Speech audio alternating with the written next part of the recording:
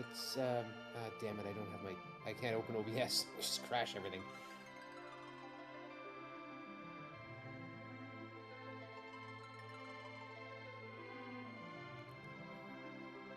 Good evening, Retro Gaming Live TV. I hope you're all having a good one. My name is Organ Mike, and I am here for a race with Sho Fukumachi and Czar, doing free Enterprise, doing a rather wild set of seeds, or a rather wild set of flags. And we'll see if it's a rather wild set of seeds, I suppose we'll find out. For those who do not know, this is a randomizer for Final Fantasy IV, or Final Fantasy II. It was released in the US, which gives the players access to the Enterprise airship right from the beginning of the game, and mixes up everything in the game. So we're going to have characters where they're not expected to be, though they will be where characters would normally join the party. We're going to have bosses flying all over the place. They'll have the stats based on what part of the world they're actually in. And we've got these objectives that the players are supposed to complete. They have two groups of objectives, Group A, Group B, and they have to complete three objectives from each of those groups of four in order to get the crystal, which they will need to defeat the final bosses, Aromas. So hopefully that is enough of an introduction for you. I will let the runners know that it's time to get this puppy underway.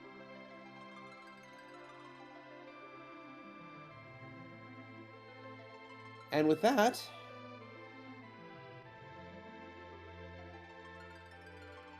we should be ready to go. If anyone has any questions, I have chat open and can see you. I like to keep an eye on you, chat. I know what you get up to when I'm not looking.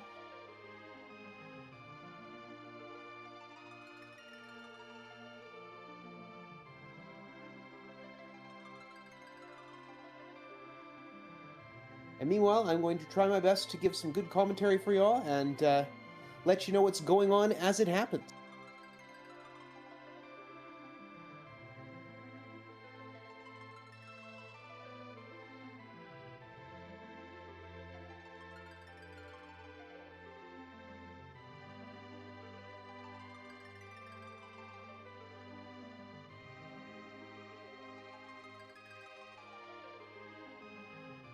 Trying to get my own setup in place here. It's a little tricky sometimes, but it has been accomplished. I can see chat, I can see the game stream, I can see my water bottle. Do remember to stay hydrated. And chat, I have that question I always ask, do you believe, chat? Do you believe? And it looks like we are off to the races. Both runners will be starting with Edge and a Dark Knight Cecil. So the Dark Knight Cecil is normally who you would start the game with. Edge normally shows up quite a bit later. And they will get their first item from the king, the Luca Key. The Luca Key gives access to the sealed cave in the deep underworld. We are not anywhere near that yet.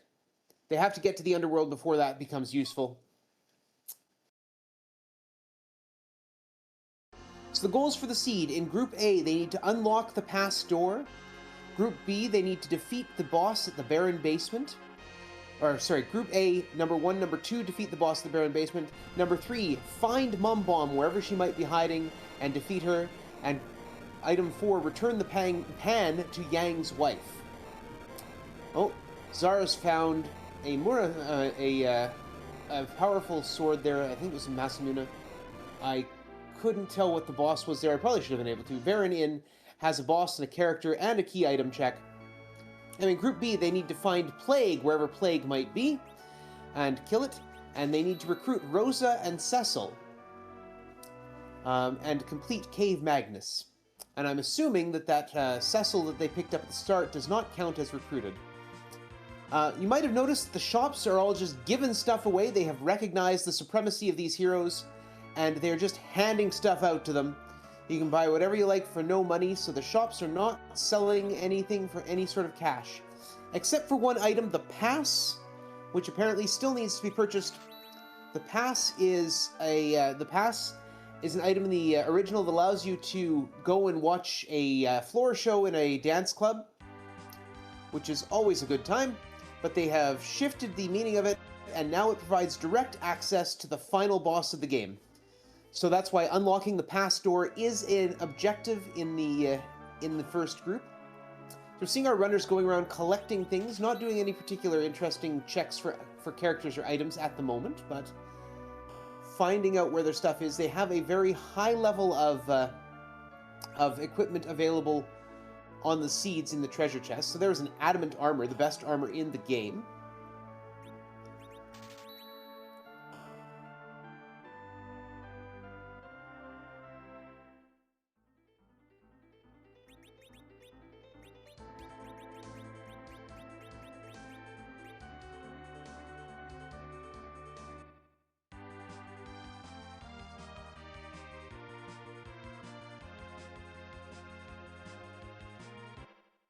And Zara headed off to check Kaipo Village, while Sho is headed into the Watry Pass to find a free character. It happens to be Rosa. That will complete one of the objectives in Group B.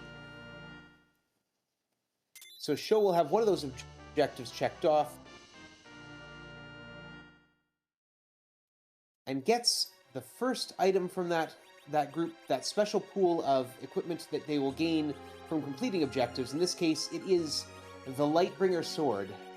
It's a very powerful weapon for a Paladin Cecil. But to get Paladin Cecil, you're going to have to go up Mount Ordeals. Now, I suspect that these runners will be doing that. There are only 4 characters available in the entire seed. Those are Edge, Rosa, Cecil, and Rydia. And that kind of puts a premium on getting that Paladin online. Zara now a step behind Sho on picking up Rosa here, but will do that and get that first Team B, or Group B object found. And Cecil joined Sho at the top of Damcian. Of course, duplicate characters are not allowed, so there will not be two Cecils, but that is still a completion of another item on Group B. Both our runners now have Rosa and have completed Group B Objective 2, and Sho has completed Group B Objective 3. Sho Fukumachi now going to check out, oh, some nice things for sale there in Toroya. Ribbons. And Zara going up Damseed Castle to get his duplicate Cecil, get their duplicate Cecil, which will then provide them with that Group B 3 objective complete.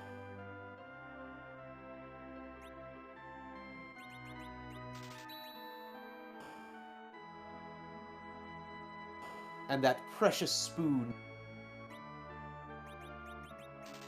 There's the pass for sale. That will also provide a spoon for unlocking that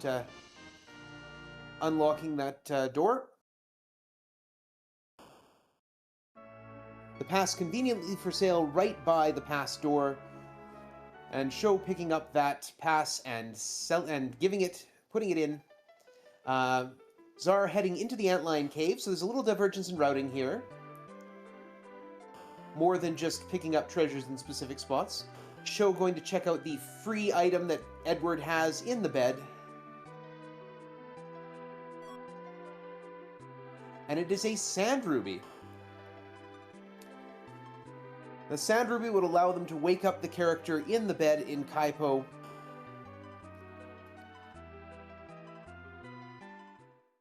There's no guarantee that character will be useful, and the Sand Ruby is not an objective.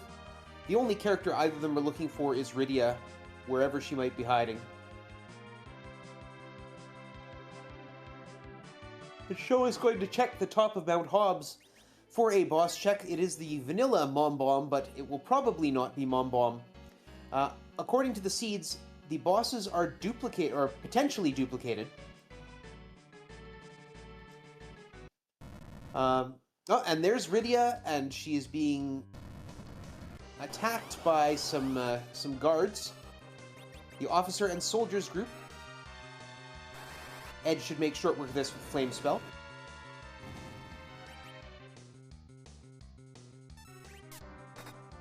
And the officer calls for an attack of nobody there.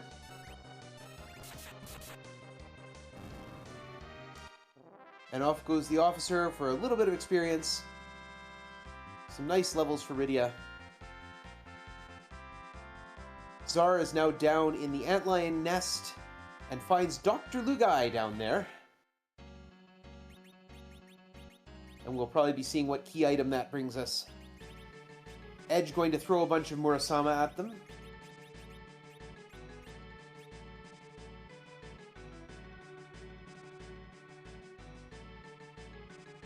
The first phase of the Dr. Lugai fight is down. As Sho walks out of Mount Hobbs and gets on... Oh, and there's the Earth Crystal. I guess we didn't need a second phase of that fight. Sho heads into Fabul to find out what will be attacking Fabul and take part in the Fabul defense. Well, Czar might go and follow that Earth Crystal, but I imagine we'll check Mount Hobbs. Yeah. Looking for that fourth character that we know he will find there. We're finding some elixirs and star veils for sale. That will take care of all item healing needs. And star veils are a nice defensive item that throws a wall up on the recipient. Czar now having Rydia and taking on the officer and soldiers fight. And loading. As expected, a flame will do the job, yeah. And Sho back in the airship and headed to Silvera. Going to pick up, see what's in the treasures here and in the shops.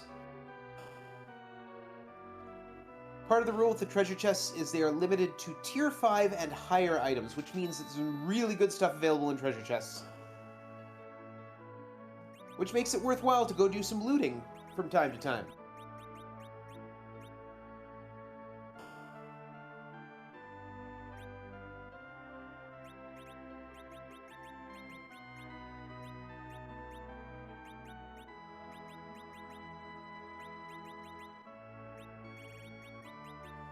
Sarno headed to Fabul to do the Fabul defense. Teaching is Rydia Bahamut. A reasonable choice. And Asura.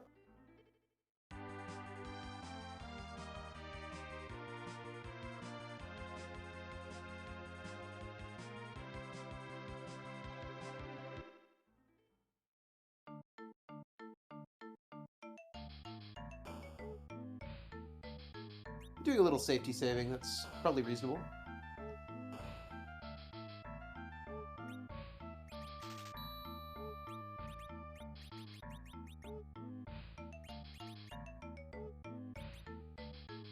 One of the potential issues with this sort of a seed is this sort of a flag set is the overwhelming number of items you have to deal with. So clearing those out every once in a while will be incumbent on these runners. Sho now at Massidia, picking up Bahamut Orb, and Czar going to the defense of Fabul.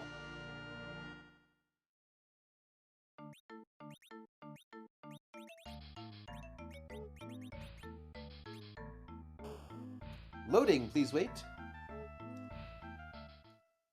Oh, we've got Calbrena at Fabul. Calbrena can be a little tricky without a lot of massive attacks, but we've got some group attacks in Bahamut and in Flame.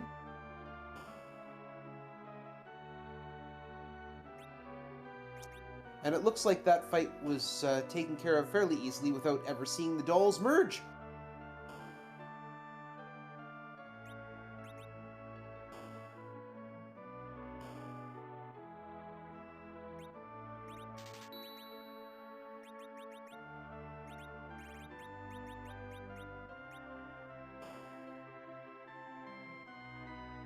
Now, I didn't catch what was there at the what the king gave for the defensive fabule, so I guess we'll have to find out later.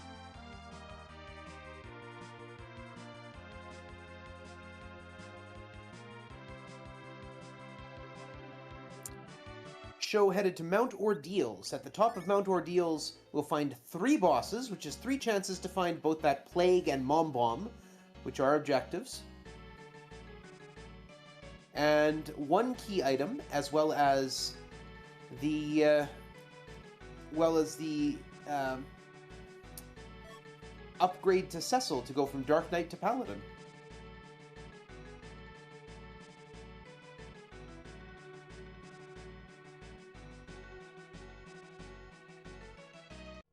Realistically, that upgrade will most likely be necessary. We've got, it looks like Baigan.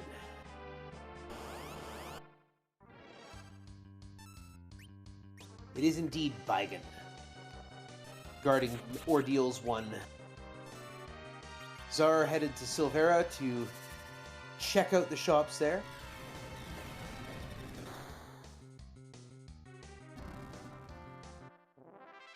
And Rydia is summoning a dragon to take care of the treacherous snake-armed beast.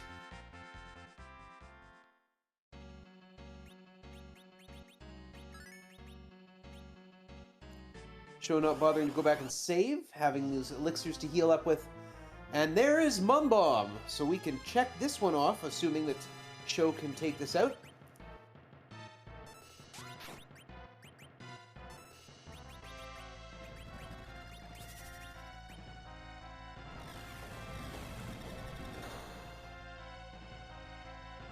Mum Bomb tends to present an interesting challenge wherever she shows up, because she has this second phase that has adds an extra 10,000 hit points to any fight of Mum Bomb, regardless of where she is. She can be defeated before she explodes and divides into 6 smaller bombs, as Sho is showing us. An excellent fight there, and checking off that objective, which will give Sho another spoon to throw.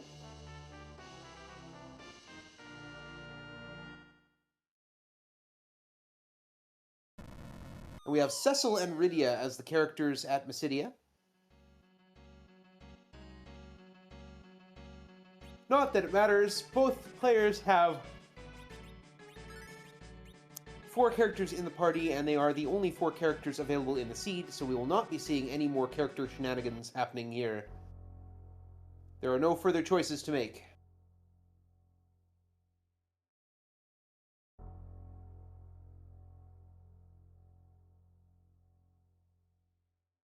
And we'll see who the 3rd boss on Ordeals is. And the hook is obtained. The hook is one of 2 ways to get underground. It may in fact be the only way for these runners to get underground. The magma key is the other way to get underground. It's much faster and much less troublesome. Zar is now going to head up Ordeals, being just a little bit behind their contemporary. There's another Mum Bomb. Yes, it is possible in this flag set for bosses to be duplicated, which means even more bosses will be left out of things. But remember, Mum Bomb is not who you want to see here. This spot has normally only 1,000 hit points, and this Mum Bomb adds 10,000 to any spot that she shows up in. And there she is, being big and tough. And out she goes!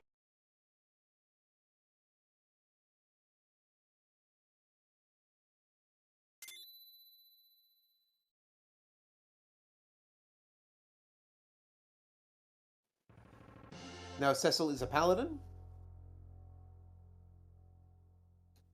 And Tella, who is not in the seed, has recalled all the spells he had forgotten, wherever he is, and learns Medio. Zar now a beat behind Sho, taking on Baigan. Should present no problem.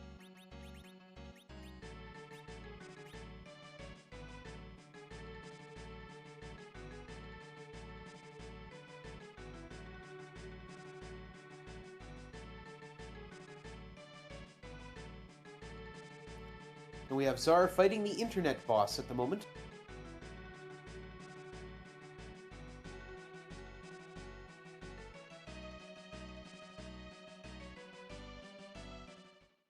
And seems to have defeated Baigan with little problem.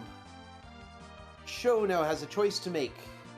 Whether or not he goes for the... goes straight into the underground, or no, he's going to go try the Fabul defense.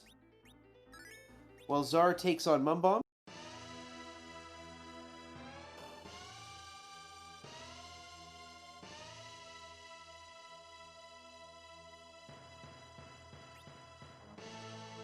We have a Blarg on Czar's side, and that takes care of Mumbomb pretty quickly.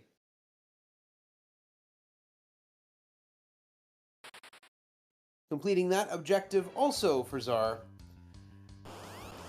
We now have both runners with have taken out Mumbomb in Group A. That gives one objective to each of them, and Sho has taken out or has opened the pass door, which also gives them a second objective in Group A. They need 3 objectives in Group A and 3 objectives in Group B to get the crystal they need to finish the game.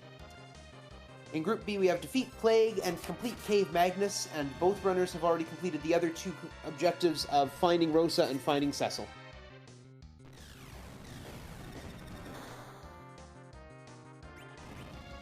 And it looks like Calbrena gets toasted by Bahamut.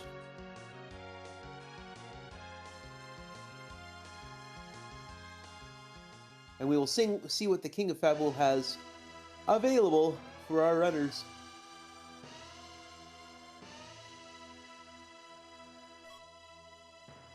Just a Stardust Rod. Czar taking on the second Bomb on Ordeals. And Sho headed up the other tower. Oh, not headed up the other tower.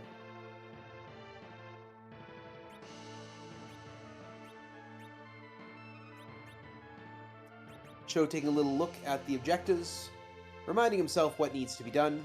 Always good to keep that in mind.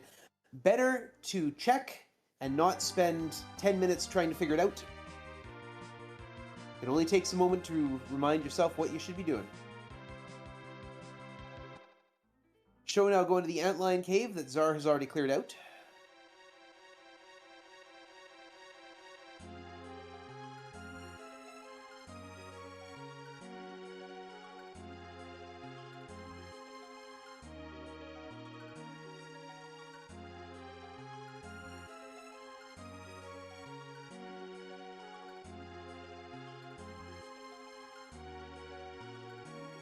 And Lyra pointing out that Stardust Rod is the coolest sounding weapon in the game. Almost without exception. I mean, there's a sword called the Lightbringer. That is pretty wicked.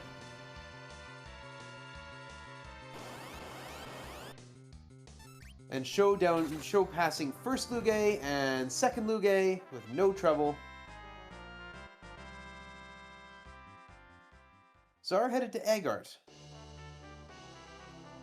And Sho picking up the Earth Crystal that Czar already has.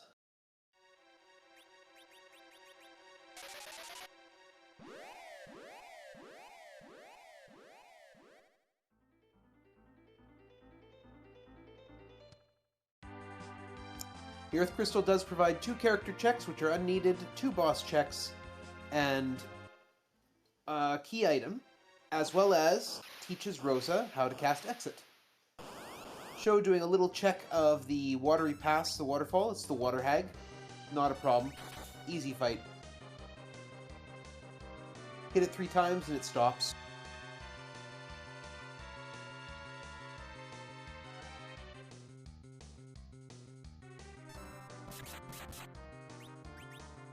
Czar, meanwhile, going back to Baron Inn. Provide a boss check. It's the CPU. A character check. It's Rosa. 2 boss checks, rather. CPU and whatever's behind Rosa, and a key item check. This should be pretty easy. This spot only has 400 hit points.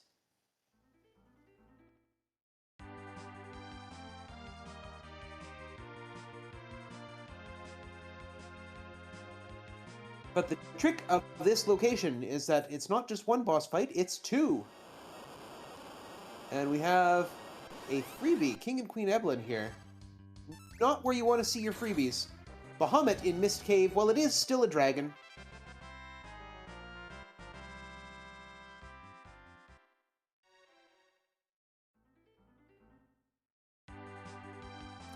And the Tower Key has been obtained. The Tower of Babel in the underground has a boss and a key item at the top, and behind the Tower Key has a boss and a key item, as well as a secondary thing.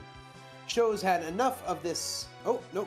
Has not had enough of this. Just dropping the hovercraft where it will be needed later. That's fair. And is going to go check Baron Inn. Get behind the orbs.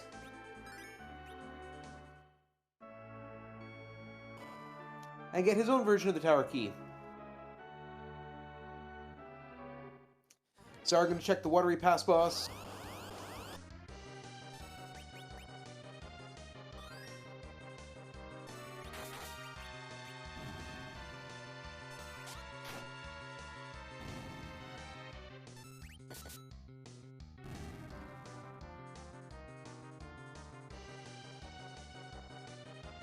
And Zar fighting the Water Hag. Gonna fight it. Take the cutscene.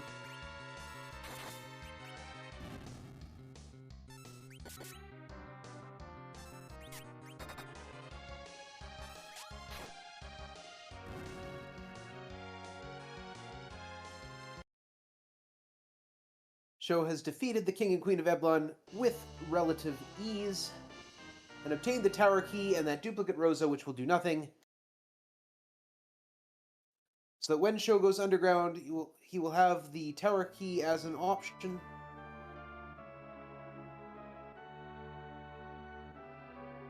Zara now hooking up that hovercraft.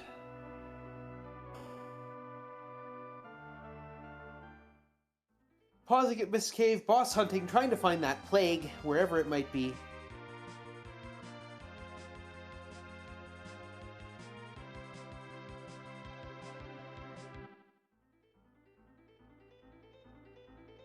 And Sho heading into the Eblin Cave, while Zar takes on Bahamut.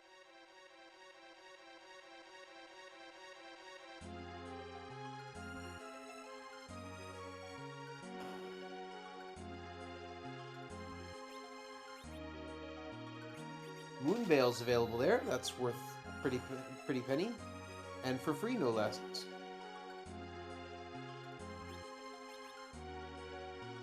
So we're going to check Toroya, and we'll find that pass.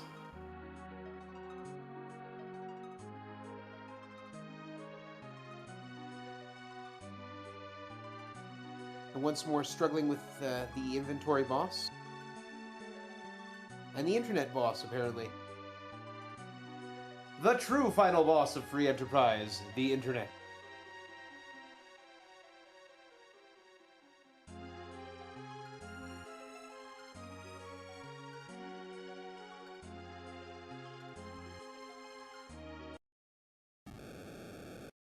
We've got a Rosa here and a Lunar Sparkle in the Rubicant spot.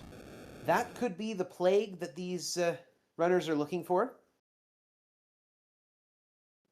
Or it might be Pale Dim or Wyvern. It might also be the Lunar Dragons or Ogopogo. And since they're duplicates, anytime we see a Lunar Sparkle, it could be any of those 5 bosses.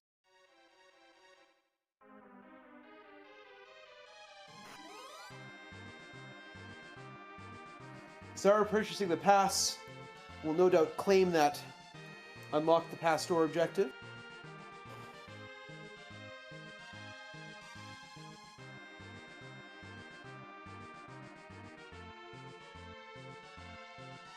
And has done so.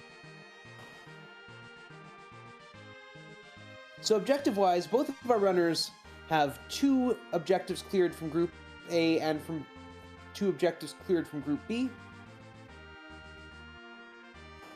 And we're waiting to see the defeat of the Baron Basement or returning of the Pan to Yang's wife to finish off Group A, and the defeat of Plague or the completion of Cave Magnes to finish off Group B.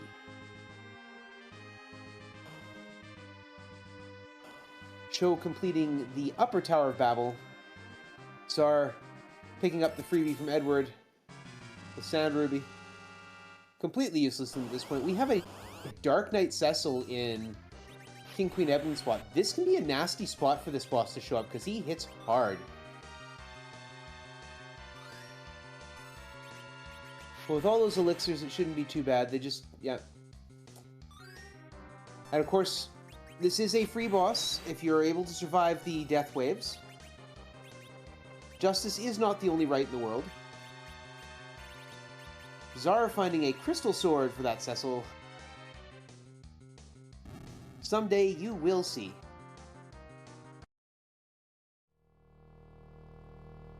Yeah, Zara is up in the Tower of Zot. 2 boss chances here, as well as 2 character checks, which are not of use, and a key item. But more than that, this will also teach Rosa the exit spell when completed.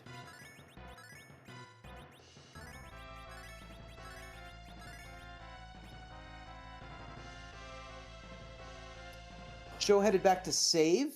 With the near miss that Dark Knight Cecil had, I am not surprised that Sho is doing that. Despite the immense wealth in the backpack, the levels are still pretty low. So if this is the wrong Lunar Sparkle, it could present serious problems for the party. It is the Lunar Dragons. We'll see how this goes. Cho has opted to just take the direct approach. And here come Reflected Viruses. They're not doing a huge amount of damage, at least not compared to what Virus is capable of doing, but it is enough to cause problems.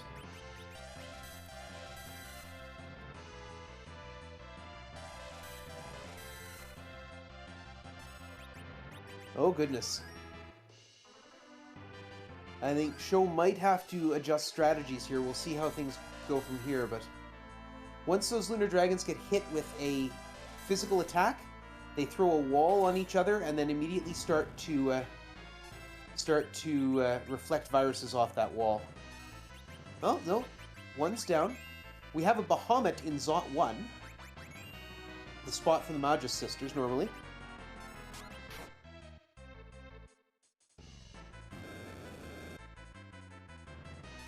The D-Lunar's fire skill is based on the target's max hit points. So it does, I think, 20% of the max hit points of the entire party. Zara's defeated that Bahamut, and we'll be seeing who is the boss at Zot 2 once the internet decides to cooperate. There's a duplicate edge.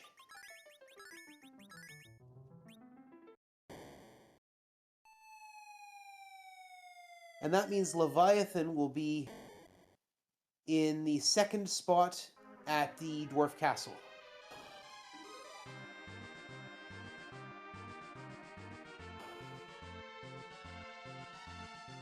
Sho now deep underground.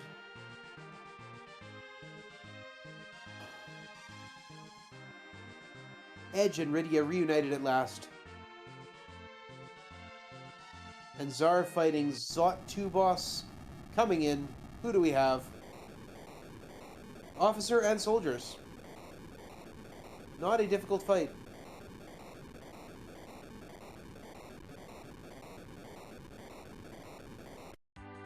Sho has launched the Falcon.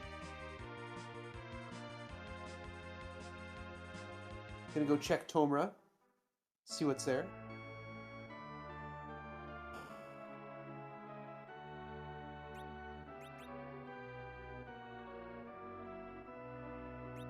And Zara has successfully defeated the officer and the soldiers.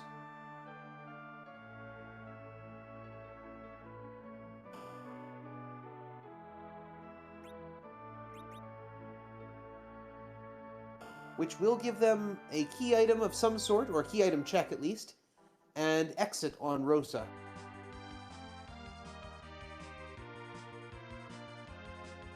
which she cannot learn except through going through the tower.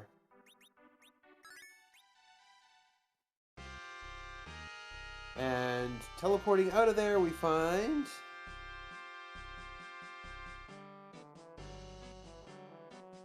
something. We're gonna have to find out later.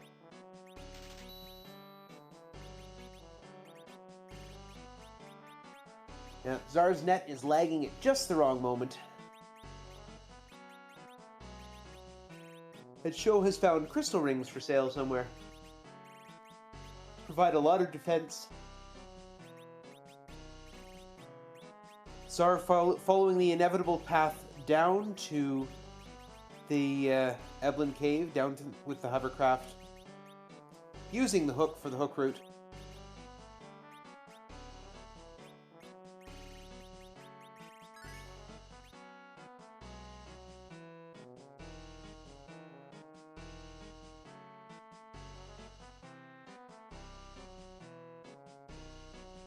Finding those moon veils, which will no doubt be useful.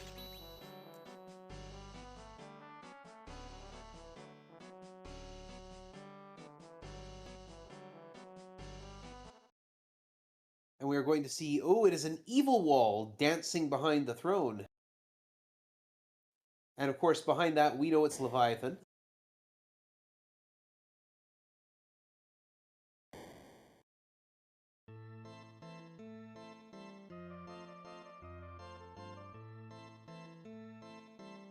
It's not the princess's dolls, it's the princess's doorway that's decided to get up and attack.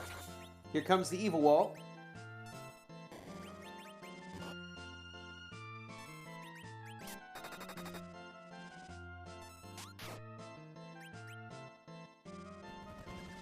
If the evil wall gets close enough, it will start to crush, which is an instant death attack. But Bahamut does the job, and the evil wall is defeated. And we'll see a pretty simple Leviathan fight, I think, following.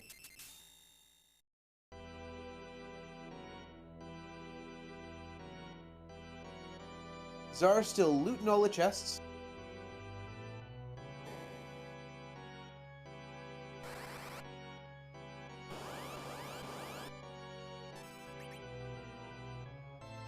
And there's Leviathan, about to throw a big wave out. Also a hit point, or a max hit point based attack. It deals a quarter of all the party's maximum hit points.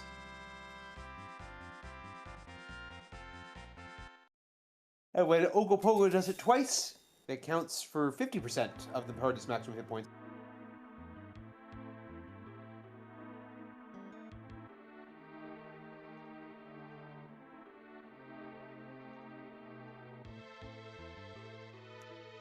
We get to watch Leviathan's disembodied hand, which is interesting because he's a snake and doesn't have hands, go to steal the darkness crystal out from under our heroes, and Luca, the dwarf princess, will give us an item.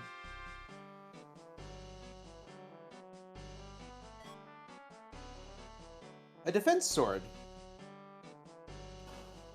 Interesting pull, but not necessarily useful. But interesting.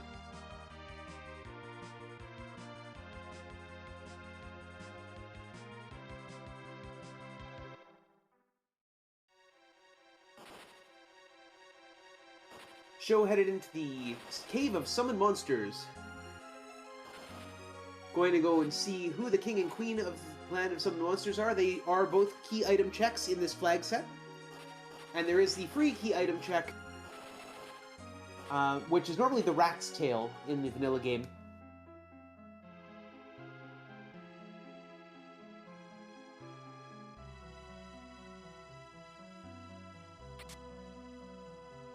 And it is the Baron Key that is required to defeat the Baron Basement, which puts Sho in a position to finish Group A.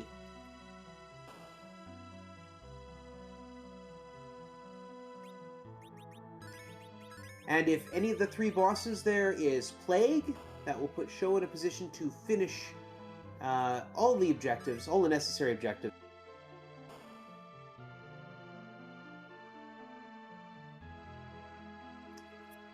Zara taking on the Mad Ogre chest on his way down, on their way down.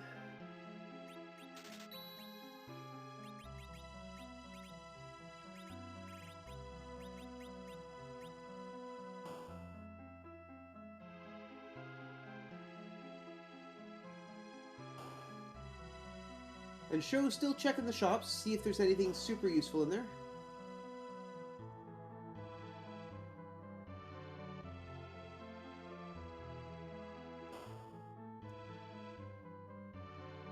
So we're just gonna go out and spear over there. And who do we have? We have a Sparkle, which might be Plague, and Asura in her usual spot. What do we got here? We got Ogopogo, my Canadian brethren. Guardian of the Okanagan Valley and Lake Okanagan in British Columbia. Older brother to Manapogo, my neighbor.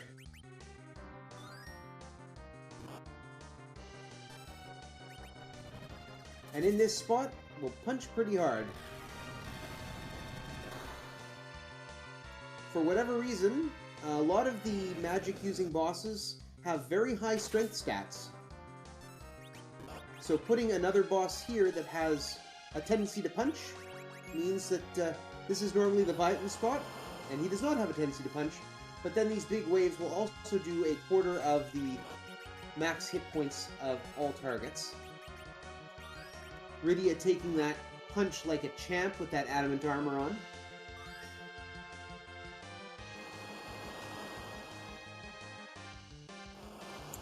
Zar slowing things way down for this Dark Knight Cecil.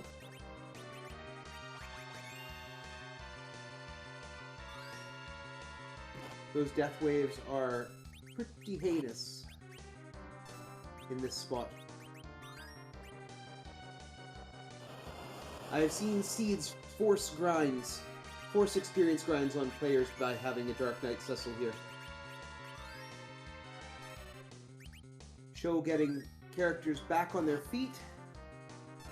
That massive pack of elixirs coming in handy for both players right now.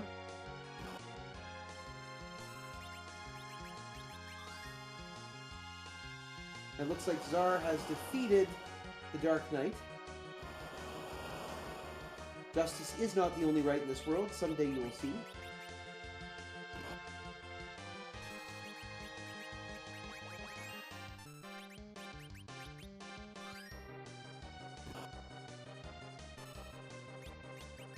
Zar's internet just unable to handle the amazing display we're seeing here. Unfortunately, it looks like Zar took a wipe on that Dark Knight. So it's at it again.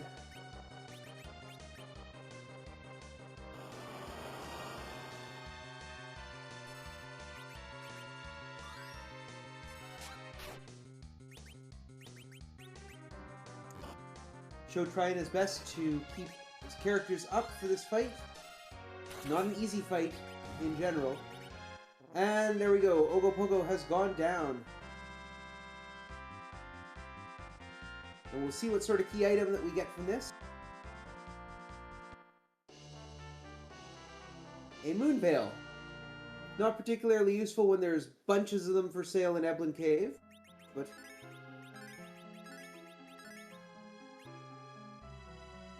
there, justice is not the only right in this world. Someday you will see, Zar. Someday you will see.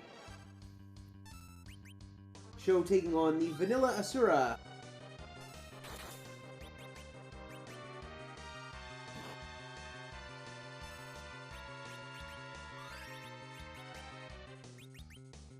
And my brain is doing the same thing as Zar's internet right now.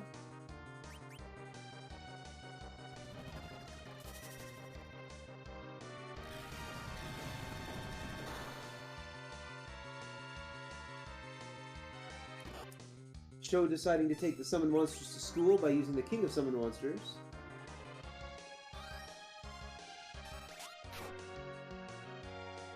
But Azura will heal herself, and will keep doing so.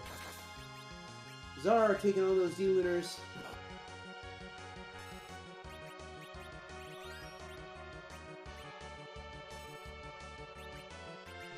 I suppose figuring that the virus trigger is a little too much, or figuring that not triggering it will be faster. The Demon Looters only react that way to a fight command, and only when there's 2 of them left, which means that you can dart things at them, you can aim at them, you can cast spells at them. They have different reactions to some of those things, but the only thing they react to with Wall and Virus is an attack command. Sho still fighting that Asura.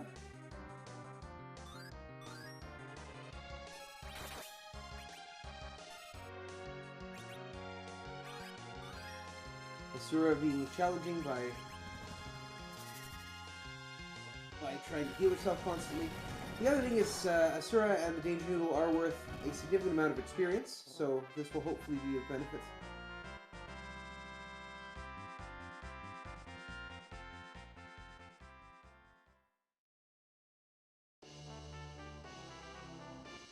It is a Bahamut. Not necessary at the point.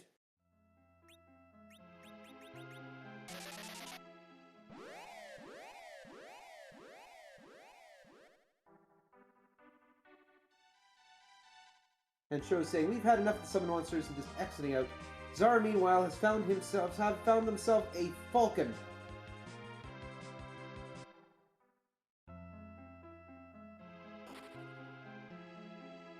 Sho checking out the Cave of the Sylphs,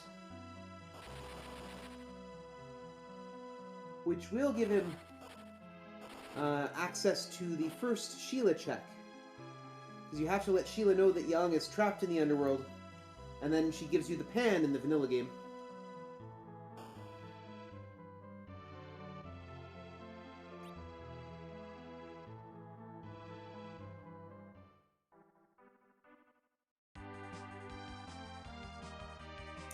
And chat, if you have any questions about what's going on, or any curiosities, now's a good time to ask them.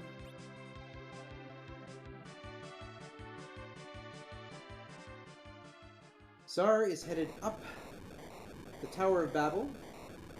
I believe they have the tower key, which should make that a worthwhile play. What game is this? Chat asks, what game is this? This is free Entrprise. It is a randomizer for Final Fantasy IV, or 2 as it was released in the US. And our runners have a collection of objectives they need to fulfill in order to get the crystal, which they will need to unleash Zeromus' true colors at the end of the game and fight him there. You are very welcome. And Sheila 1 here has an adamant armor. Not particularly useful. Buy a bunch of them.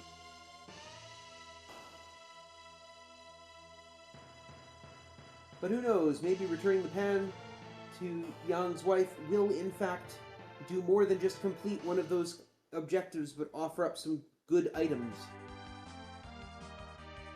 That is normally how you get the spoon, after all.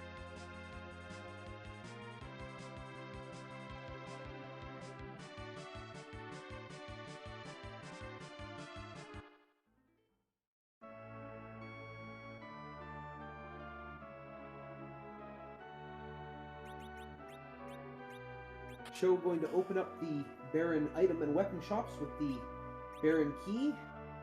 Those guys have been locked in there for a long, long time. They've eaten half their inventory.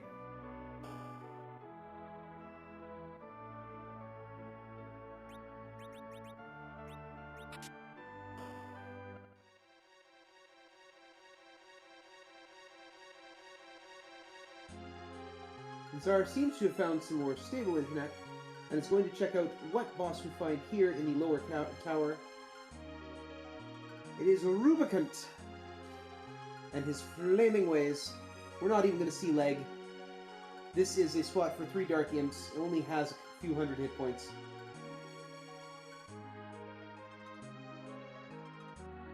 Sho is headed through the Baron sewers to liberate Baron Castle.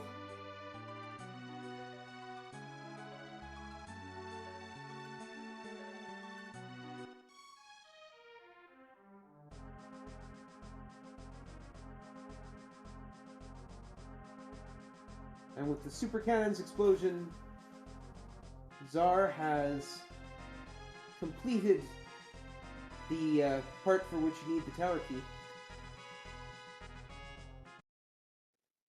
And Sho is headed back to where things all began and fighting off some guards.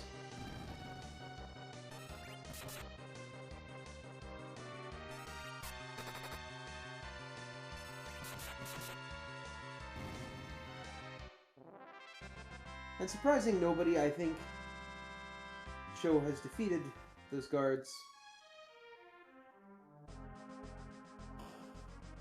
And we'll be heading up to see who's on the main Baron throne, not the basement throne.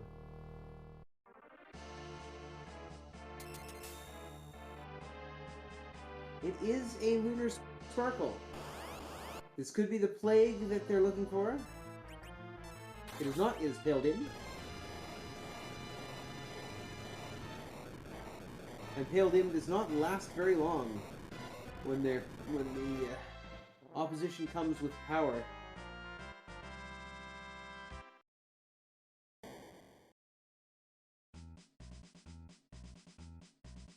And there is another Paladin Cecil coming to join the party. Unfortunately, we can only have one. There can be only one. We've got another Dr. Luge in his usual spot at the top of the Tower of Babel. Top of Lower Babel, anyway.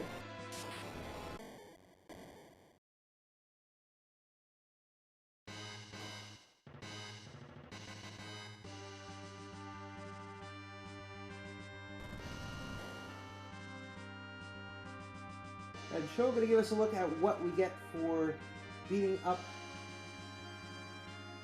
the not turtle on the throne. The Darkness Crystal. Well, that may change the calculus.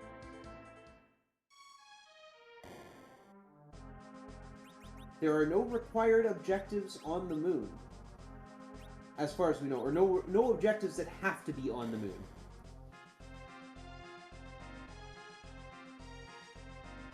Sho going to see if he can take on the boss of the Baron Basement. Get a 2-for-1 if it happens to be Plague.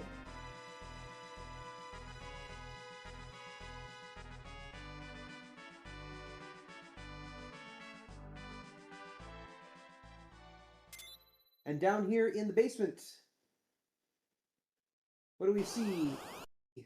We see a blue robe, and it is the Water Hag, come back for revenge.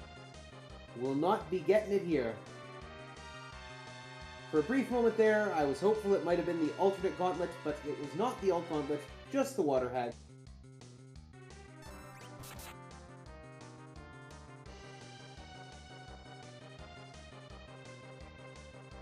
Believe in yourself, chat. Do you believe? And are you strong?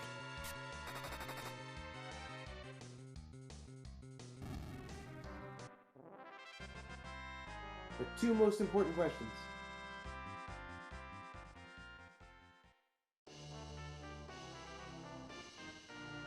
And there is a rat tail, and he defeated the boss in the Baron Basement, and that means that Sho has completed Group A.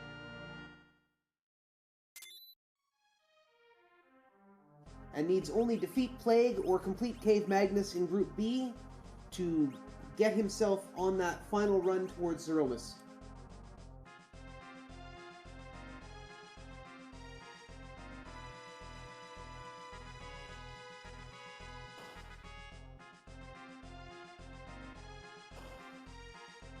And Sar will be finding out what we get from the tower.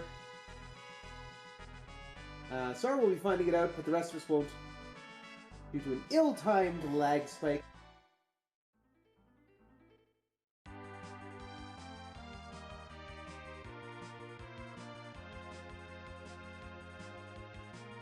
And Sho is heading out. I'm curious as to where. Gonna turn in that rat tail, okay.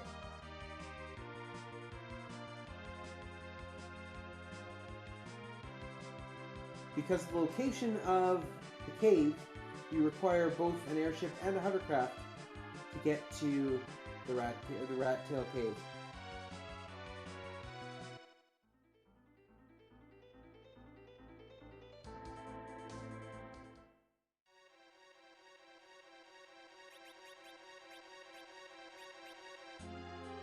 And the rat tail is a key item check, so there's the magma key.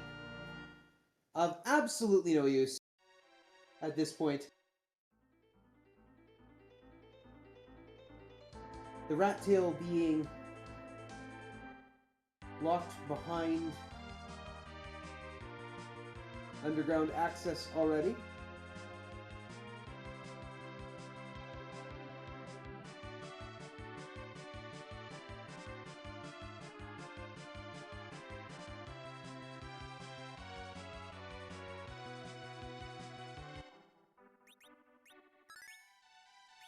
Zara heading back up above ground.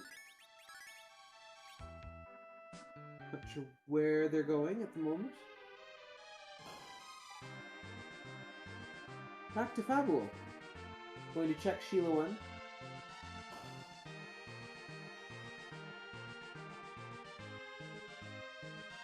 Cho, meanwhile, heading up the tower.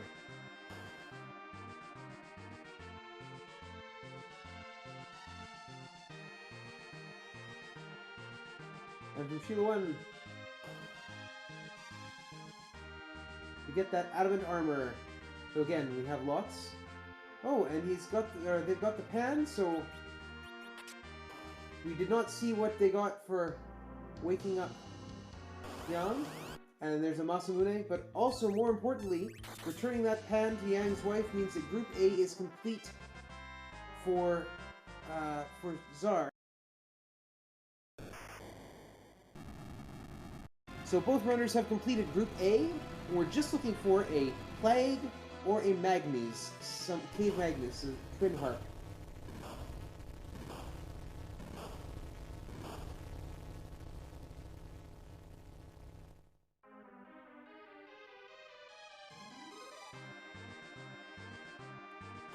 So we're headed back underground.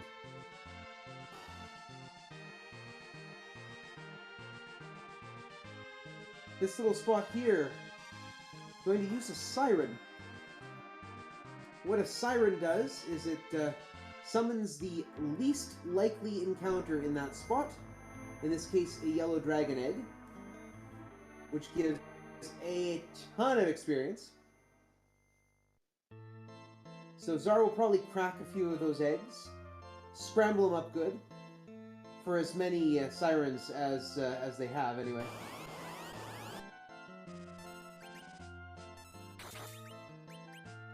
And Sho is fighting the vanilla Dr. Luge and Balnab.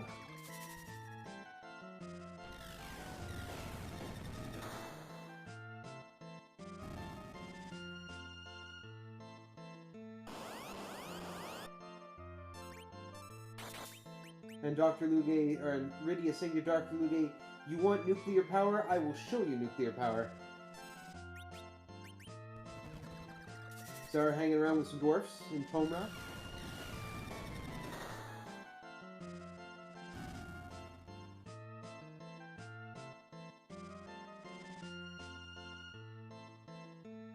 And Dr. Luge has been roundly defeated.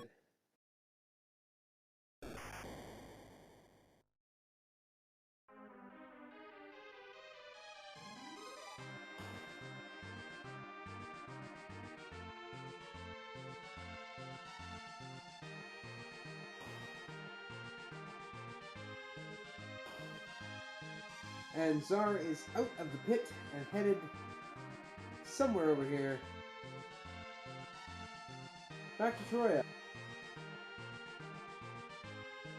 Gonna try out that twin harp for us. So as is tradition, and hopefully Zar's internet will cooperate, when the twin harp music plays, I get out of the way and listen to it myself. The deal with that is that the free Entrprise community has input about 600 different possible songs into the twin harp song. All of them randomized, all of them sent in MIDI files that sound like harp. So we're going to get a chance to hear one of those tunes when Zar makes it down to the bottom of the cave. Cho, meanwhile, is getting chased out by angry fire and is just in time to be rescued. He got an Excalibur for the ordeal.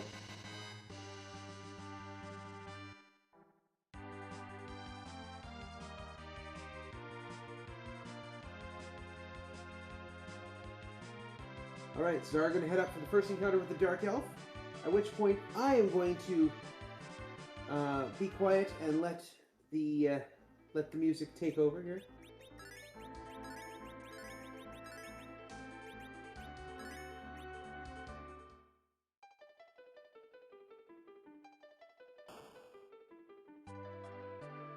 Is Sho maybe headed up to do the tower?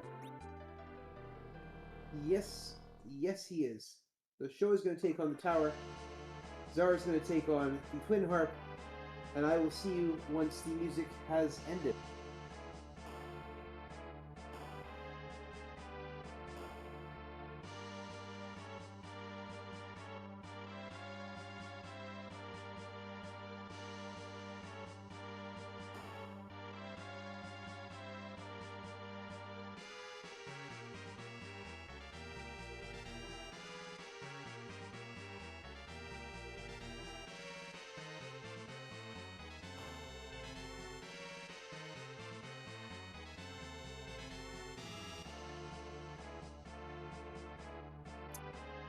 And it would seem perhaps that with the internet trouble, it's maybe not advisable to have Zar's audio up.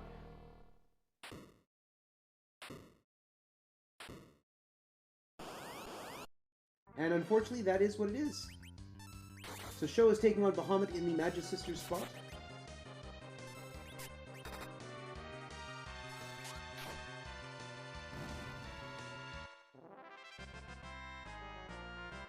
And it happens to be Paladin,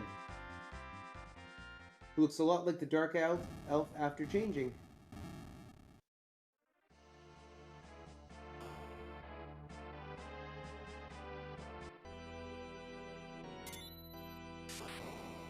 And in Cave Magnus, we have a Dragoon Spear, but more importantly, we have a completed objective.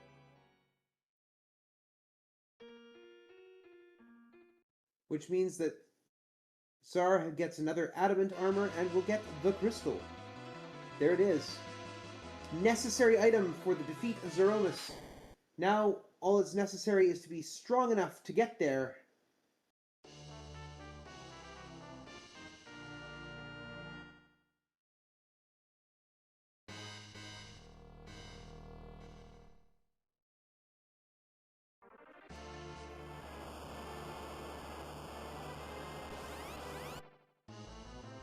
Sho taking on the officer and soldiers as found at the top of the Tower of Zot.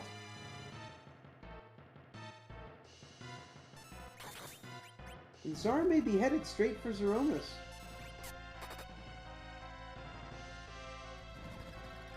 Levels aren't super great, but I believe that's what they are doing.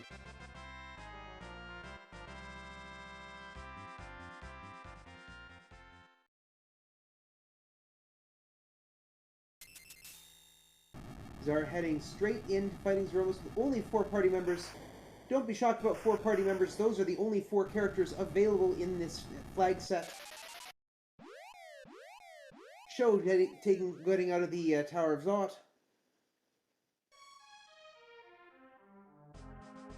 Now the question we always ask in the free Enterprise community, since Zeromus is too dangerous to randomize into the general pool of monsters, we don't randomize where Zeromus is, we randomize who Zeromus is. So Zeromus is going to be represented by a random sprite, one of 500 or 600 now that are in the possible bank of sprites. And so the question we always ask is, whose butt do we kick tonight?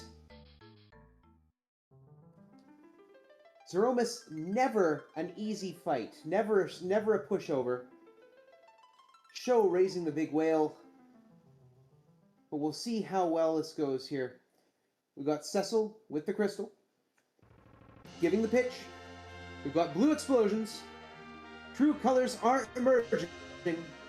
We should see a Gur-Erg any moment now. There we are. And finally,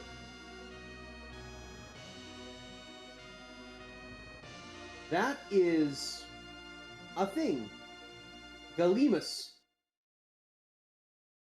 Is that a Pokemon thing? I have no idea.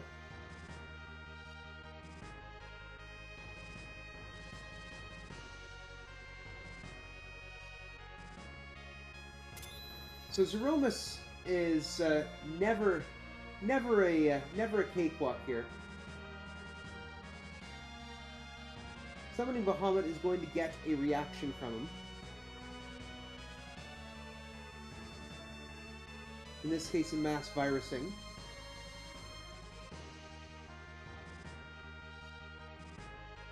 And that shake indicates that a big bang is coming.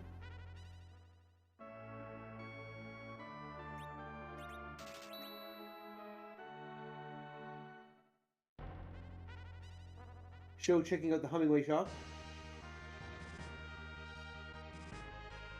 And then looking for that plague boss somewhere on the moon.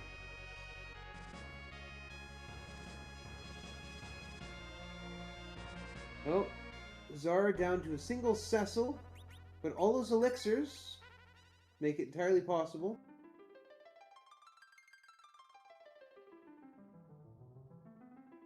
I think I saw Galimus shake again. That could be a dangerous situation. Here comes another big bang.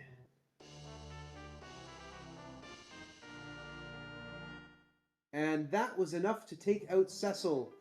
Zar has lost the fight to Zeromus and will be forced to reload.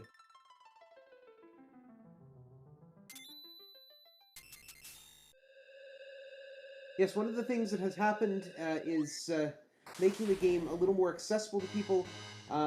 Some blinking effects, some light effects have been removed. Flashing lights are particularly nasty on Big Bang. So Lyra in the chat pointing that out. It can be a little hard on the eyes, a little hard on the head.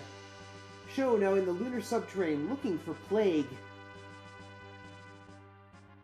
A few years ago, Plague was easy to find.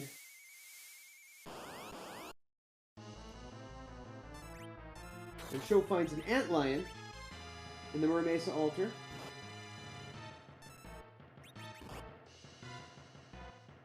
Moon antlion can be particularly spicy in some scenes.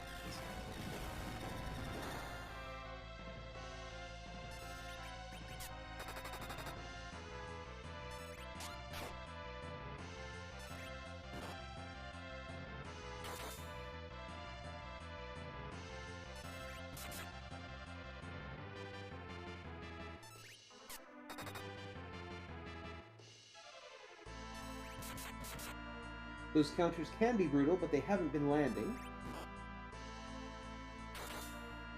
And again, the physical attacks are blocked very handily by the adamant armor.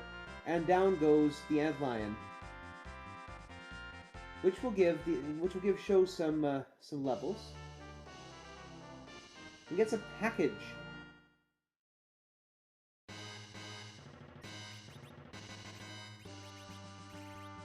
Zara headed to take on the evil wall behind the evil wall and Leviathan behind the dwarf throne. The masonry behind the throne.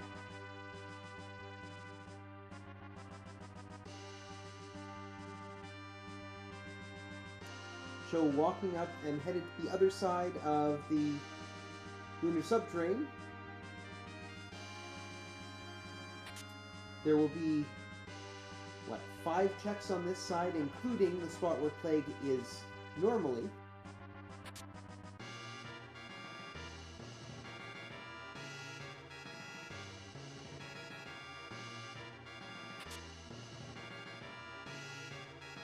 We've got some looting on Show's side.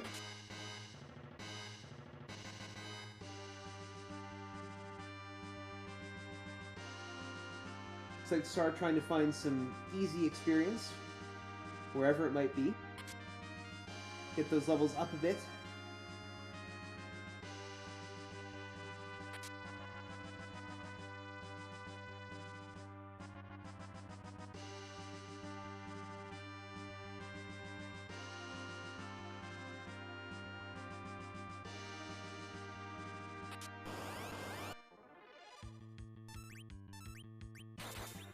Show might be doing the same thing, taking on the Warlock and Carry fight.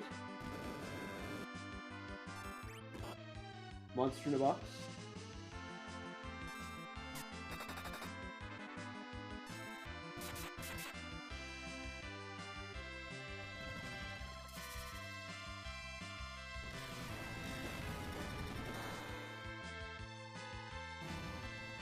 And Bahamut makes short work of that adventuring party, while Zar leaves the Dwarf Castle. We'll see if they feel ready for a second go at Zeromus.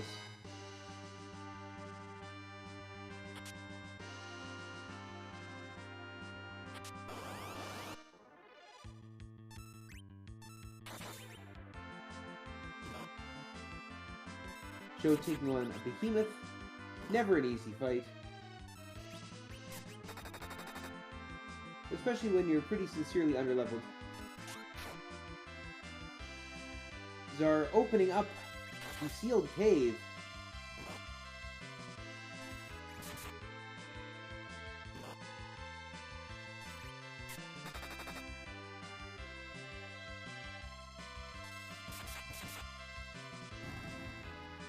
Zar picking up stuff here and there from the Evil Wall's lair.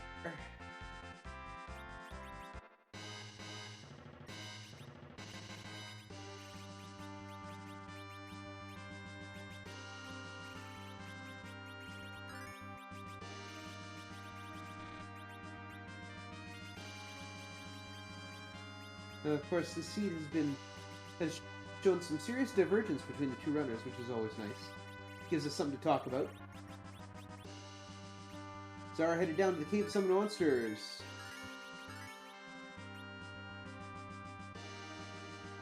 Joe's still looking for that plague.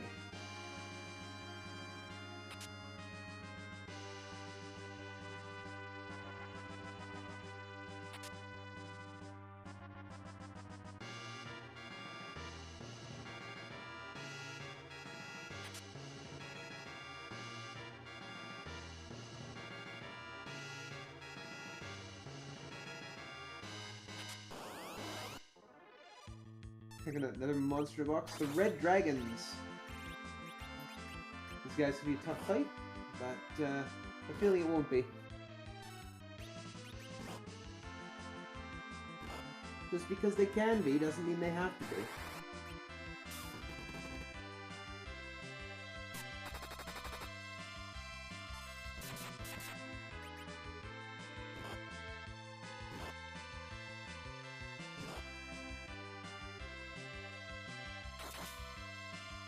Those red dragons, basically last area enemies.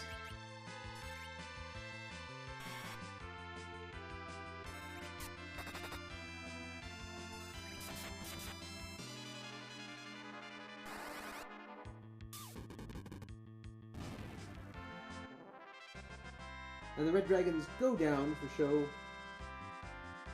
And Zara reaches the end of the road when it comes to counting some monsters.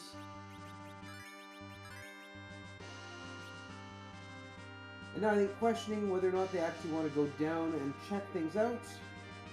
Whether they want to commit to that play and rest up.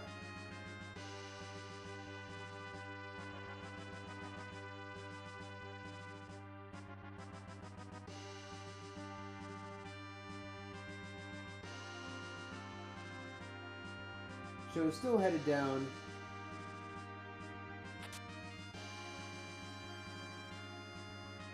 And Zara going to find the easy Azura in Azura's own spot. And no doubt, seeing that Lunar Sparkle maybe raised an eyebrow, but no, we know it's Ogopogo. And we've got the red and blue dragons, or referred to as Bimmy and Jimmy in the community.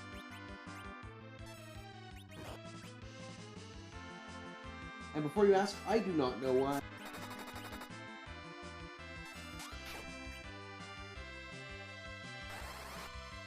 So where we're at now, Zar has the crystal, which is needed to finish the game, has completed 3 objectives out of 4 in Group A, and completed 3 objectives out of 4 in Group B, which is all that was needed to actually complete the seed. and is now just looking for some experience, probably to get some levels to be a little stronger for the fight with Zeromus.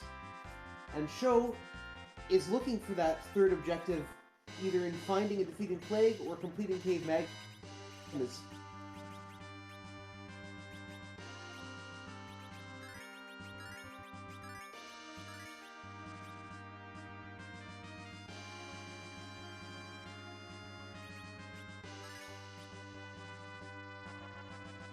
Zar has defeated Azura and claimed the Bahamut Orb, the redundant Bahamut Orb, as Sho is beginning the Crystal Sword Altar, where Wyvern normally hangs out.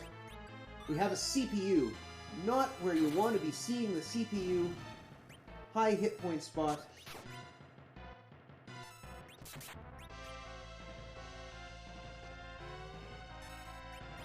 This is why we try and keep the freebies for these sorts of areas. The Mazer that the attacker fires off does 10% of every target's maximum hit points and damage.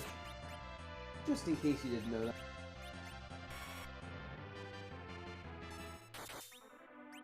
Yes, Lyra, Orb 2, the Orbining.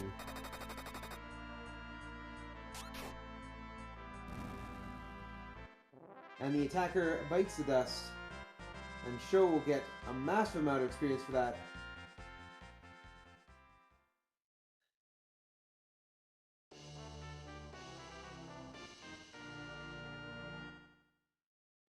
And gets an Adamant. That Adamant Force will be used at the Forge with the Legend Sword to make normally Excalibur.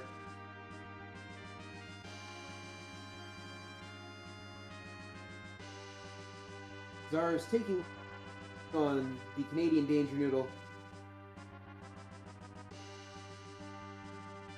Well, Sho heads down to the final section of Lunar Subterrane before the Lunar Core. We'll see how this works out.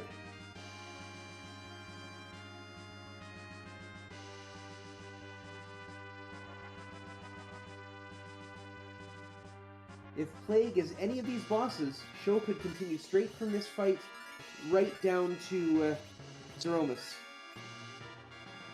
completely bypassing Cave Magnus.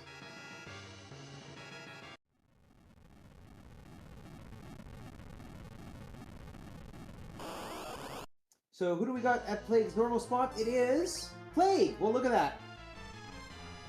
This puts Sho in an interesting position. Looking at those numbers, Sho is probably powerful enough to take on Zeromus. And this will give Sho the completion of Route B, which will allow him to attack Zeromus directly.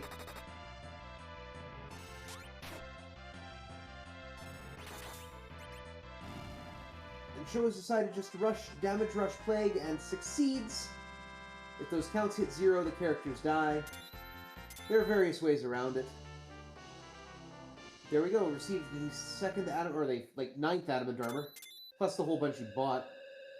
And that completes the second set of objectives, which gives the Crystal.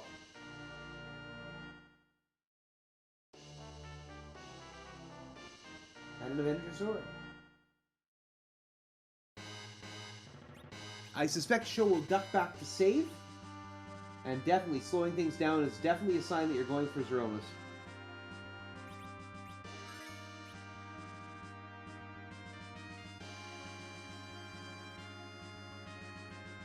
Zar headed to Baron Inn.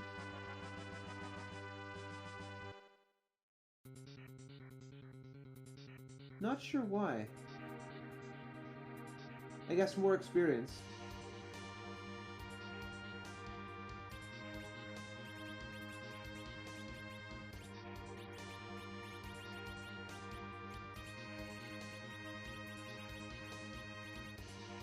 Sho doing a little bit of rearranging of the inventory before heading down into the Crystal Path, the heart of the moon, the Lunar Core. We got the comment in chat that Sho looks way more safe for the fight than Zar does. Yeah, Sho's Cecil has about another 2,000 hit points over where Zar's was when they took the first attempt.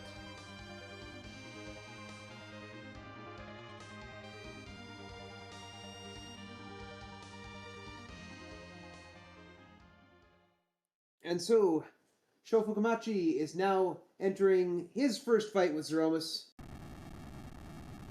as Czar enters into Baron Castle.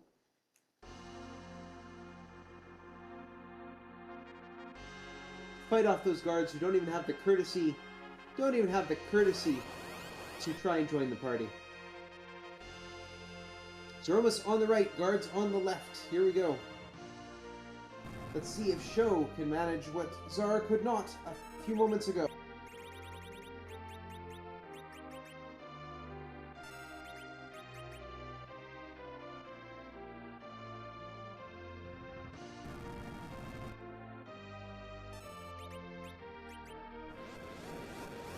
Here comes the crystal.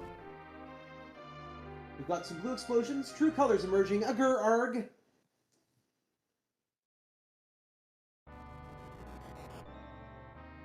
And that thing again.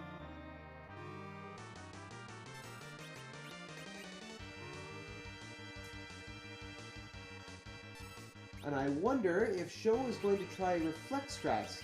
Those Moon Veils will help keep his character... Nope, that's a Bacchus Wine. Never mind. Just going to try and pummel Galemus into the ground. Czar taking on the Baron Basement Castle and the Water Hag therein.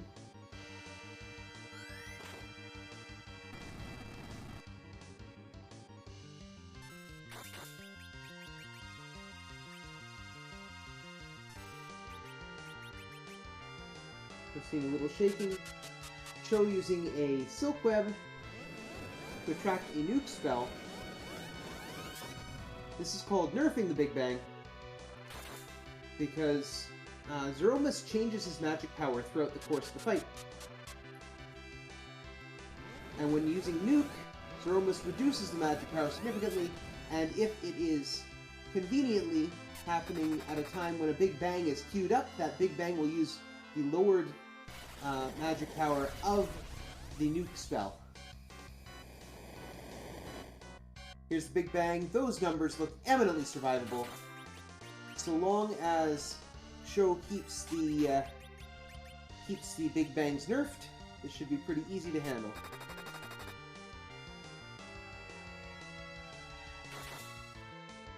All those adamant armors coming out all over the place make things much simpler.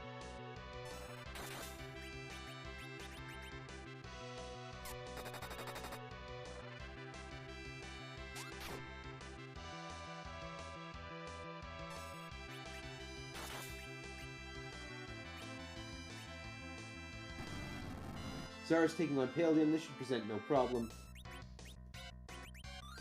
Galemus on the other side, shaking in his galactic boots, I suppose. Not that that thing would wear boots. Maybe? Does it have feet?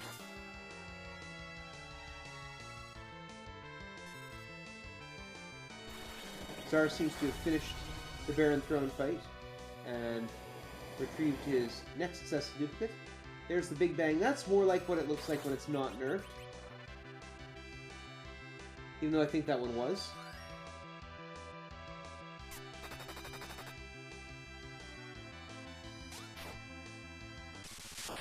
Edge destroying everything plus the kitchen sink.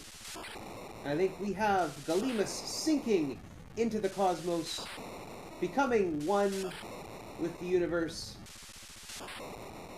And that is time for Sho and a good game. Well done.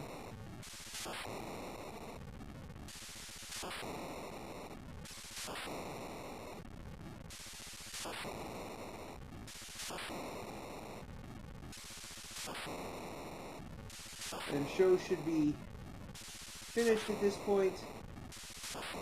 Czar headed in to raise the Lunar Whale.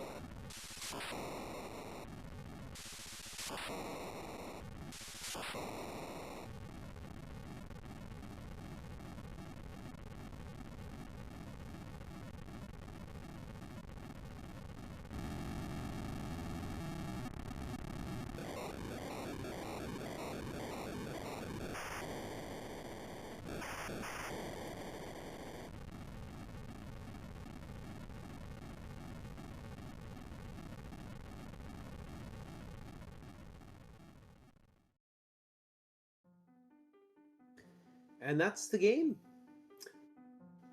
Zara, I suspect, will still be working to complete the seed.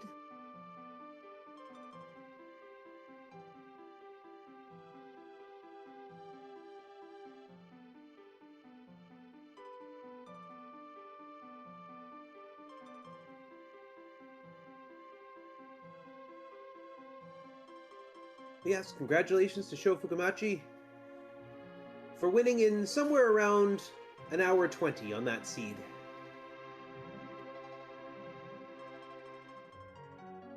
The timer didn't start till late, so I'm going to say somewhere in the 120 range.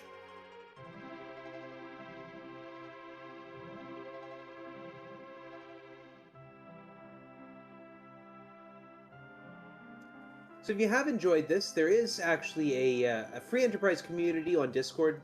They're full of lovely people. They let me hang around even though I don't even play the game.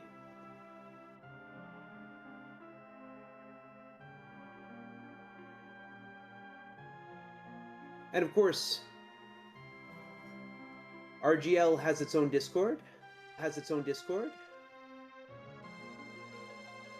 Feel free to join us there as well for other events like this. Zara is going to grind for experience on monsters in Cave Bahamut.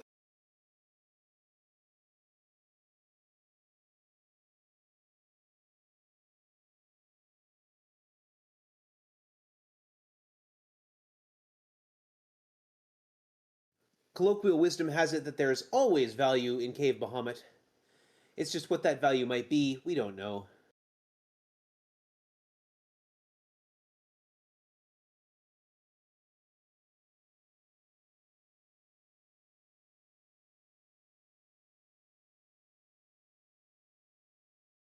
In this case, it's 87,000 points of experience.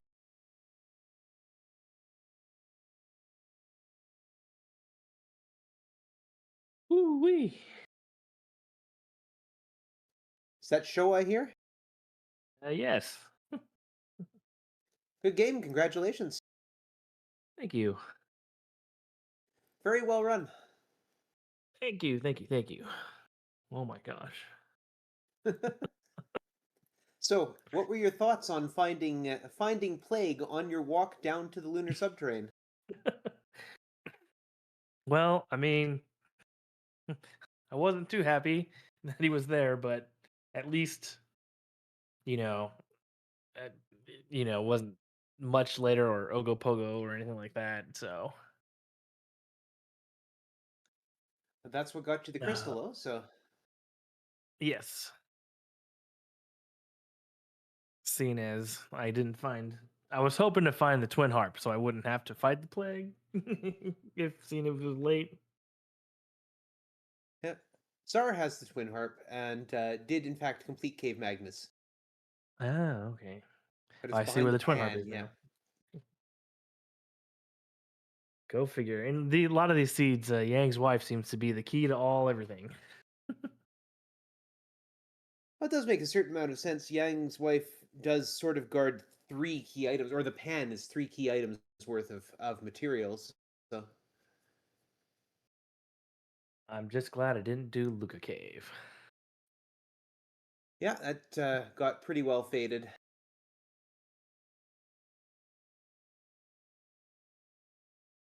I mean, I I'm not sure took where a the pan was. gamble. Not sure where the pan came from because Zar's been having some internet difficulties. So often it would skip at precise moments when we wanted to see what was going on. I Because of think course, Pan. I know I got it. Uh, when was Pan? I think Pan might have been Zot. Was Zot Pan?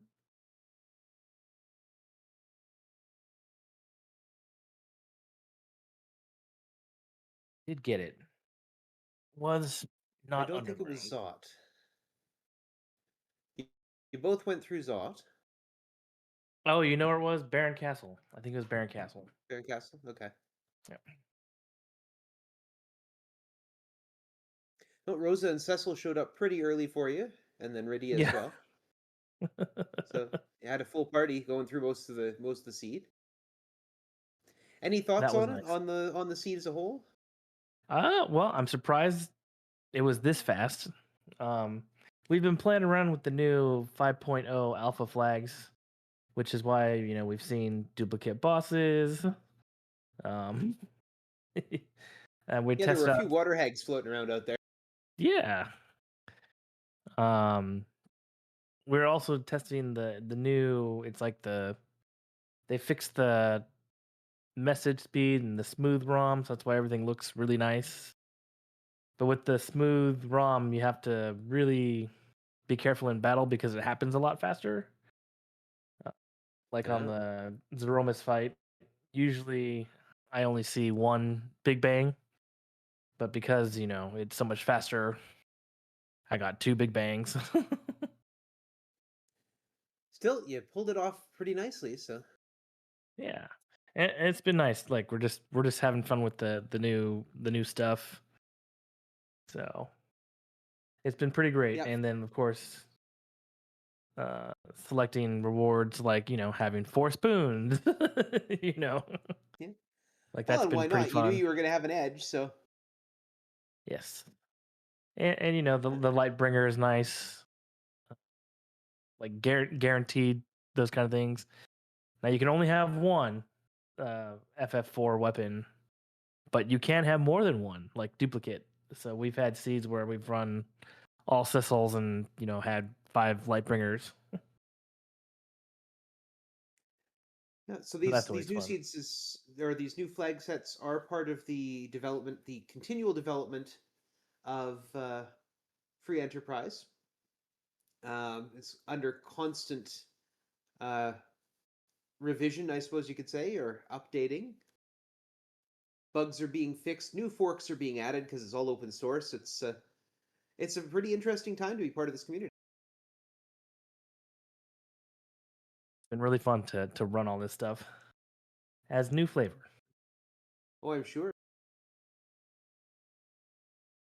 So, if there's anyone from the free enterprise community watching, what would you like them to learn from your play from this seed? What lesson would you like them to take away?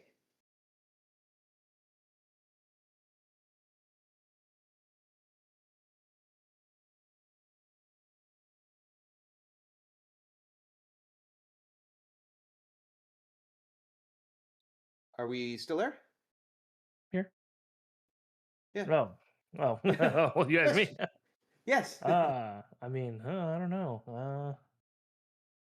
I mean, I would love to see if we can have more of the FF4 advanced weapons available than one. I know it might make the game like way too easy, but Well, there's other interesting things that can be done too. You can turn off the Zeromus fight at the end if you don't want to fight. You can simply just have completion of the objectives mark the end of the game, yes, among other things. we've had done that for hopeful jet seeds. Apparently, if you use the pass and jump over the skip, it soft locks the game. Oh, don't do that then. Yeah. Zara's headed back into the Zeromus fight right now. So he took it on once, or they took it on once, and it did not go well. Oh, oh no. So they went out, powered up, and are going back in.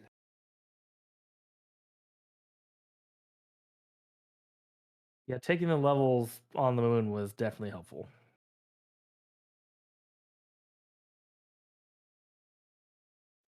and So we'll was see not how. expecting Gleemus. I do you have any idea who or what that is? That's from Smash Brothers, right? I don't know. If Oh, I knew, I I wouldn't believe. have to ask. I think it's from Smash Brothers. I haven't a clue.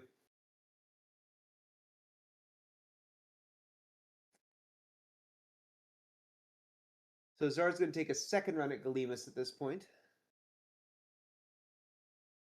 with much nicer hit point totals there. But yeah, he'll definitely survive some big bangs. Oh yeah, for sure.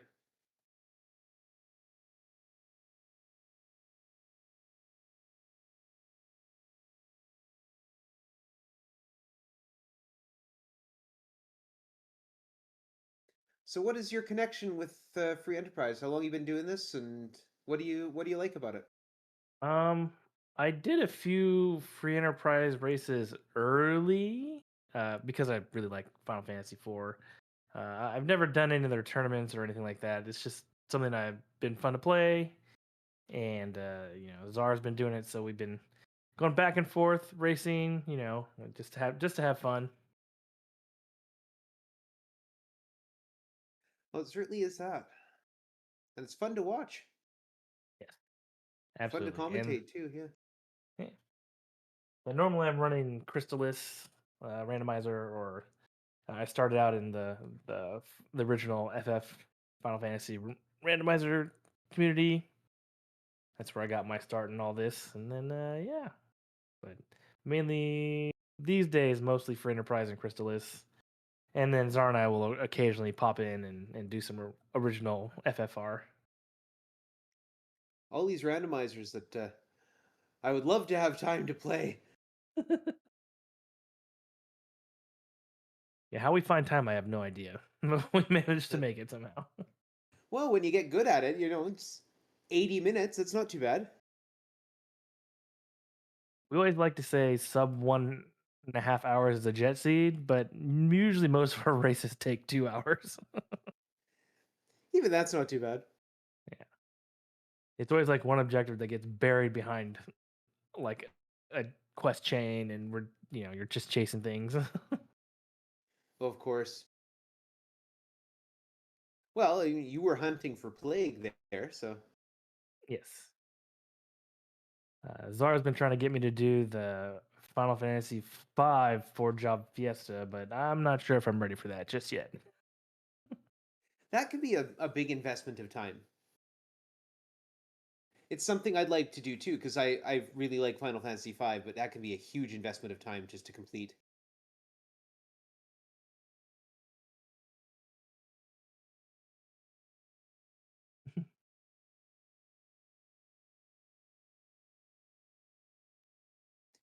Oh, Much there's a better survivor black than hole me. coming out.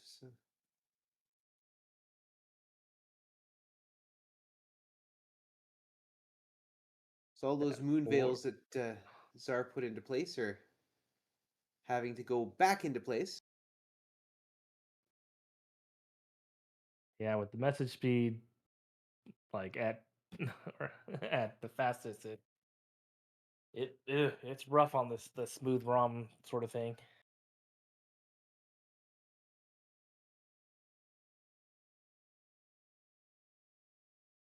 Takes some getting used to. It did the first time I did it, it threw me off. I was like, I was getting big bang left and right. I'm like, what's going on? Sounds like the last time I played through the game in vanilla. Oh, we see a shake on that side, and we're going to try and nerf that Big Bang. Here comes a nuke. Reflected. Having free elixirs sure makes life a lot easier. Yes, it's pretty rare that Zara and I will do paid shops, but occasionally we'll do it just to throw each other off. And there's a second Big Bang coming in for Zar, and wow, high rolled pretty good there.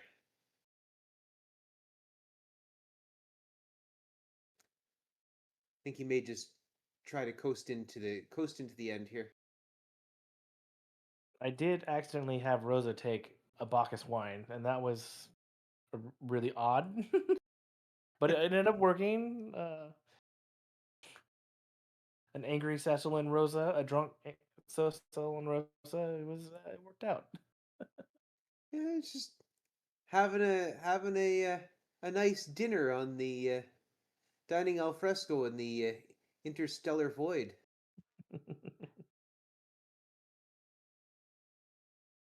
I don't think I've seen Zeroma's cast virus very often. He does it in response to summons, and one of the phases runs it. Hmm. And I cannot remember which one. But I suspect we'll be seeing rocks falling any moment now.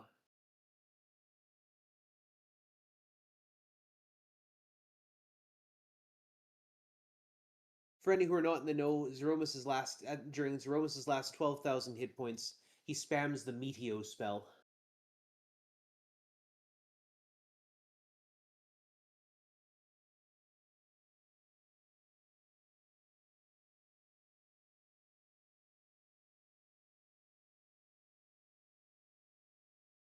There's a big bang.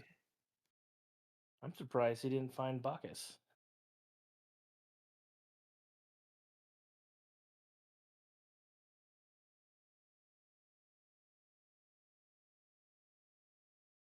Oh, he's fine. Oh yeah, it looks like he'll carry this through. Zeromus is no joke, but there are certainly times when it's easier than others. Yeah, there he goes. So GG to Czar, well done. GG. GG's. Congratulations. I did not approach this fight correctly the first time. It seemed to not quite be ideal. That first attempt. Yeah, I think my agility anchor was off. GG show, what was your time? Time was 1:21:08. In-game time was hour 15.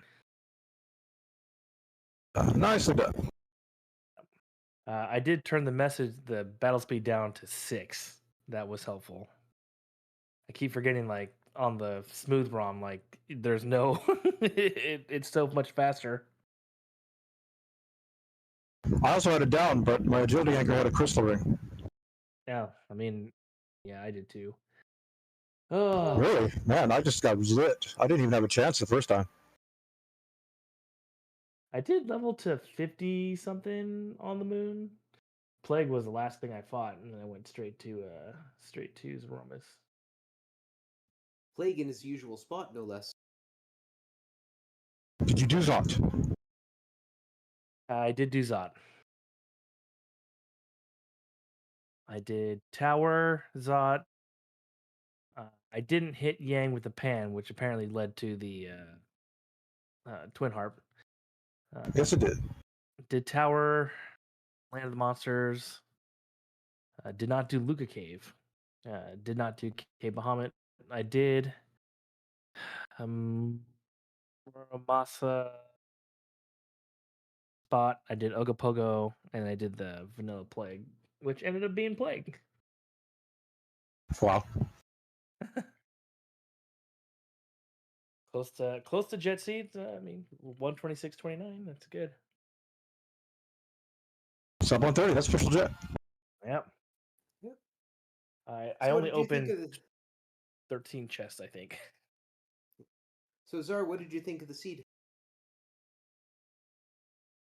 I thought it started out pretty swift. Should have skipped Zot. Definitely should have done that. I thought it's delivered a few unexpected occurrences here and there. As randomizers are wont to do.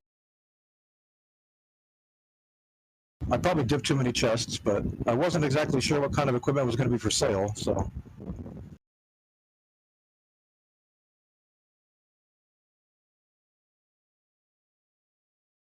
I knew it was gambling. Yeah, it was an entertaining run. It was fun to watch. And thanks you guys for having me on for doing this. Thank you so much for the commentary. Greatly appreciated. Oh, it was my pleasure. Thank you, RGL, for hosting us once again. Show, that's 2 in a row now. GG's. Show likes to make the right moves when the time is right. It seems the faster seeds tend to favor me. The longer seeds tend to favor you. Kinda, yeah. That's always the case with any rando. Thank you, Lyra, for coming in.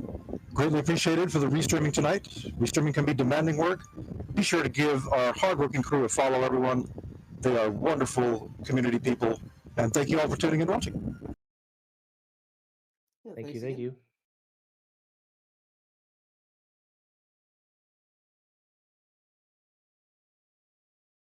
We will have another seasonal for you very soon. All right.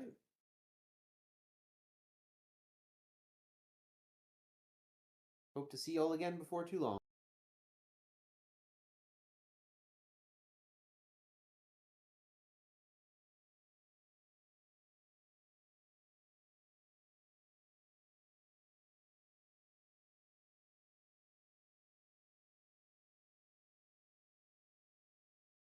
Are we out, or is the chat still?